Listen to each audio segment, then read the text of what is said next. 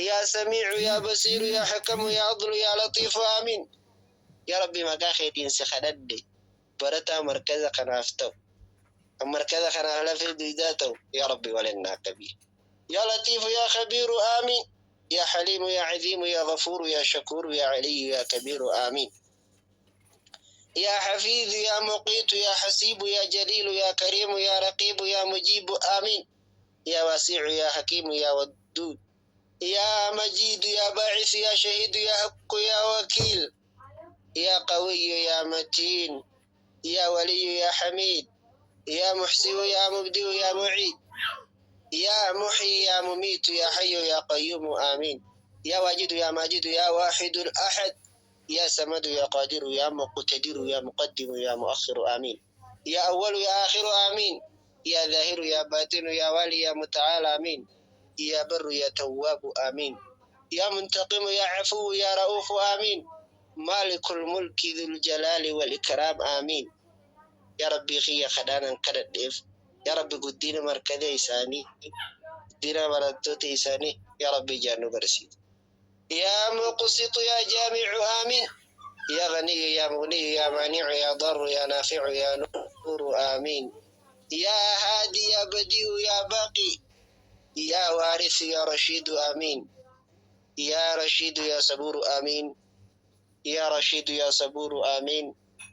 يا رشيد يا صبور آمين.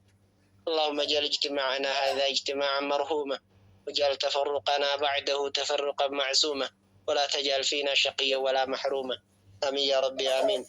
اللهم نسألك من خير ما سألك منه عبدك ونبيك محمد صلى الله عليه وسلم وعبادك الصالحون. اللهم آتنا حبك وحب من يحبك وحب نبيك وحب عمل يقربنا إلى حبك. ربنا آتنا في الدنيا حسنة وفي الآخرة حسنة وقنا عذاب النار. سبحان ربك رب العزة عما يصفون وسلام على المرسلين والحمد لله رب العالمين. يا عزيز يا كريم يا الله. اللهم صل على محمد وعلى آل محمد كما صليت على إبراهيم وعلى آل إبراهيم إنك حميد مجيد. اللهم بارك على محمد وعلى آل محمد كما باركت على إبراهيم وعلى آل إبراهيم إنك حميد مجيد. السلام عليك أيها النبي ورحمة الله وبركاته. السلام علينا وعلى عباد الله الصالحين. عفونا لله سنر رد أكسي. والسلام عليكم ورحمة الله تعالى وبركاته. وعليكم السلام ورحمة الله وبركاته. أستاذ خيني أستاذ يوسف يا ما شاء الله عمرين وفرير الله دعائي والله قبضني سرتي فوقوتني كنت بشك نرقوتني ربي نفاق بلغا آمين. أكتر كل قبني آمين جرام بانا يا ربي آمين. والله دور الليل متاتي أرمو تهر كرات salafa mitarre arra salafa mitabba ejiba ejimu mal jan kaidara ahum ba hujje jirre khanis kaidara yadan bil yadi jan kanis la harkarat yaratan isati machajira barte wallahi sawu khaliga khaynya kana alhamdulillah khayt waat himanu isakamna ba haya gamanu manume baratona khaynya ustaz khadir gama bubatina futar ba isnin jecha ustaz yusuf baratota khaysanira namne ga waqa bujira kata kalamara wadar liban jawle to ay rabbusu girgirar. Allahu akbar. Sagantaa yeroonis deemtee jirti asamaani waan jira natti hin fakkaatu. Inshallah asamaan ustaazanii nuti barsa inshallah. Tole marhaban ayye edunu kulfadada sinin jannaga Allahu akbar ana ustaz bagana ga nuruftan ubba jirtana me maikin gara khaisani me ma samma wannan kun dalaga me salamadda maikin gara khaisani jaga manumaru shabakan kun dalage shabakan way dalago shabakan gad je dalaga yobani jeta wallan nama dir mata jani ahla wa yobani jeta bagana nama dir mata jani agare funtana ustaz khadir duba khanas abira jola abu edda ya Isinin daga sagalee isinin daga shabakaan gurraachatee na bira white ingilisti gubbaan kun mul'atu. Nin daga dalagee jira fakkaatti amma. Namuma akkami dhiiroo namni qabee kana gaffiiguun kanarra jabaa kun jiru. Qabee baga nagee aan dhuftan jemma. Maayikiin gamanumaanuu ani keenya taniif jalaa walaaqa gubbaa turtiin teessan Ustaaz Khadirii waliin. Ahlan wa sahlan. الحمد لله رب العالمين الصلاة والسلام على رسول الله وعلى آله وأصحابه ومن والاه أما بعد kabajamtoota ustaazanii akkasuma gartee kanneen barattoota baga rabbiin sa'a kanaan isin gaate hunduma keessanuu du'aa'ii galgalarraa godhamaa jiru dhaamsaa sirraa dhaamamaa jiru yoo gorsaate waa hin hafne gorsata gartee reefuu san bira waan kunne yoo naatu hafee taate malee kana keessaa namni gartee waa guduunfatu hedduu guduunfate jaa namni gartee as keessaa waa guduunfatu dhaamsi san biran kun yoo gartee namni gurra qalbii qabuun bakka kana jiraatee dhaggeeffate. Kanaaf gartee barataa ilmi osoo barattoota markada Abuu Talhaa qofan taane barataa as keessa jiru kana hundaaf dhaamsataa dhaamsi irraan tana asirraa dhaamamaa ture. Dhaamsi asirraa dabraa ture hunda keenyaaf dhaamsataa jechuudha.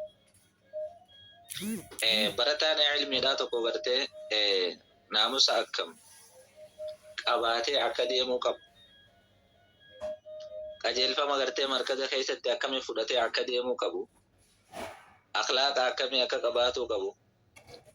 Haala kamirratti akka waliin deemuu qabu jechuudha. Kanaaf dhaamsa asirraa dabre kana warra qabatee itti fayyadamu nu haa godhuun isiniin sa'aatiin illee achi deddeemaa jirti. Kanaaf ilmi namaa haadhaa fi ilmoollee walni dhaban. Wanni takka taniinaan isinii dhaamu. Haadhaa fi ilmoonis walni dhaban. Abbaa fi ilmoonis walni dhaban. Barataan abbaadhaa jaan. Barataan ilmaa barsiisaan abbaadhaa jaan. Abbaa fi ilmoon osoo nan jechuu baadde badisinuu numa jettanii baabaa keenya jettanii mire. Egaa baabaa keenya jechaa baaqaa keenya jechuu wayitaa dire. Baabaa keenya jechaa tuma duubaan ka baaqaa keenya je. Dubbiin gara biraa waloftiin baan akkasitti. Baabaan eega baabaa ta'e baabuma baaqaan duubaan dhufuun qabu. Bakka tana keessatti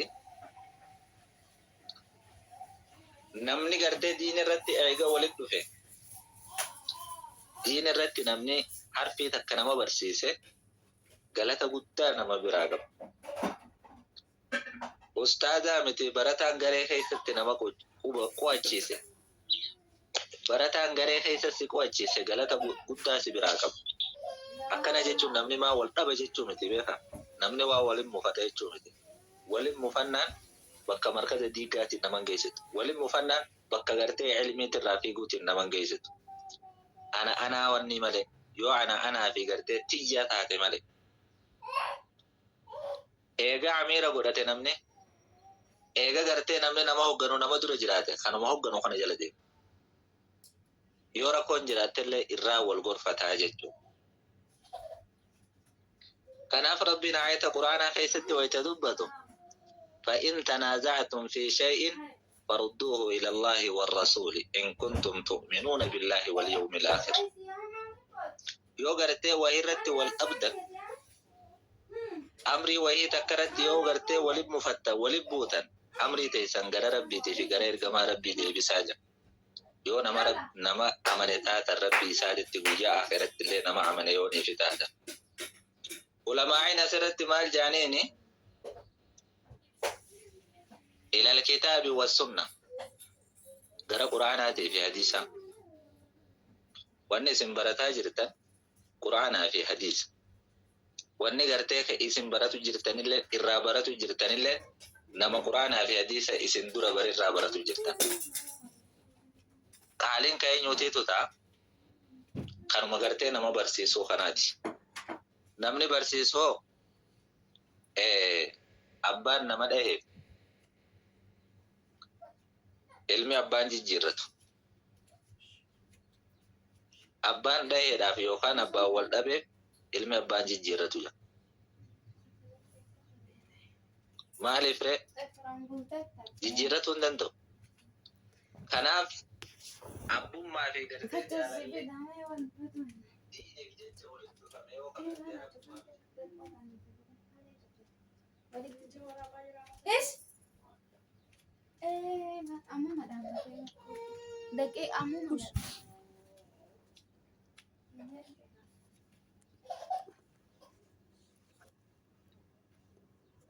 fi jecha taatu taate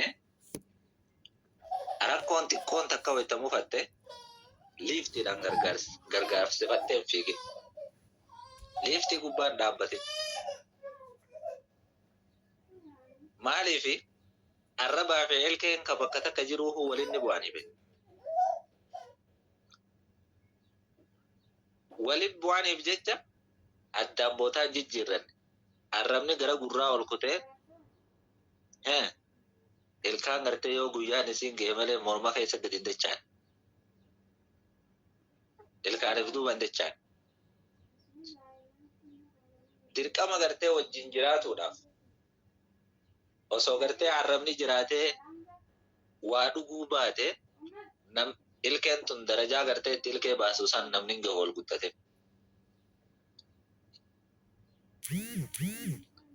Akkasuma gartee osoo ilkeen tun jiraatu baatte arrabni kunillee naamusaan taa'ee dubbatu hin danda'u beeki. Naamusaan taa'ee dubbatu hin danda'u harkaa utaala. Hin dhaabbatuuf jechuudha. Maaliif wajjin jiraatan bakka takka jiranii lachuu wal fayyadan. Garuu kanumaatu wal qiniina. Wal qiniinaniif boota adda addaatitti hin jijjiirratan. Bootaan isaanii garagaran kun. Maaliif ree haga gartee dhukkubbii sanuu obsaatuma arraba cina qabaatuma gizee fayya akkuma durii deebi'ee waliin deema. Kanaaf obboleeyyanis wal ni dhaban. Haadhaa fi ilmoonis abbaa fi ilmoonis wal ni dhabanii garuu bakka adda addaa hin jiran walumatti deebi'an. Namni gizee wal dhabe maaltu jira? Araaraatu jira numa araara. Maalirra walitti dhufe duraan? Aslii bakka tanatti maaltuutu walitti fide? Diiniif jecha walitti dhufe. Diiniif jecha eega walitti dhufe diinuma saniitu isa araarsa.